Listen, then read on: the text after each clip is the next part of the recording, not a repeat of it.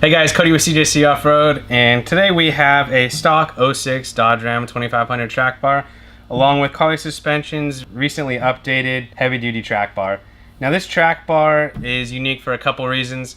A lot of issues you read on the forums about adjustable track bars, etc. had jam nut issues. A lot of people try to blame the manufacturer. That's simply not true. You just really need to take the proper steps when setting this track bar in order to not have issues down the line. Now we're going to link a separate video down below on how to tighten the track bar properly, but today we're just going to talk about the newly updated Carli track bar.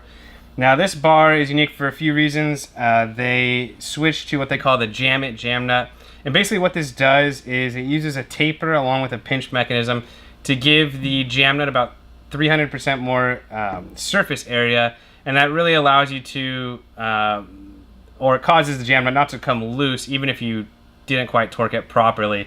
Another thing too, if you'll notice, there's a lot of anti-seize on this from the manufacturer. You need to take some parts cleaner, wipe that off, and use red Loctite when you're setting this, whether you're in the driveway or a shop. It's really going to help this thing to keep from coming loose, and again, that'll be detailed in an installation video. All of the misaligned hardware is pretty much stainless steel. Now on the frame end, also a new development from Carli is going to be what they call their cub joint.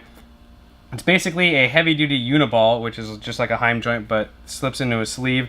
It is a uniball that floats in a polyurethane race, and what that does, if it was rigid on both ends, you would get a lot of feedback in your steering wheel from the road and in your frame. With this cub joint, the uniball floats in a race or a custom formulated polyurethane, and what happens is that absorbs just that little bit of vibration and road feedback that you get, and really results in just a better overall user experience.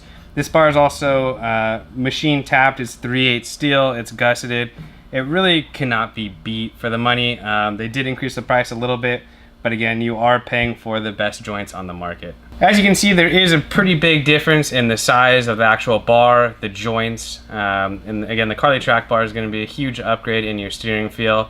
If you're not sure where the track bar is on your truck, what it does, or how to tell if it's worn out, we're going to be releasing some more videos down the line on how to diagnose a lot of the common Dodge front end issues.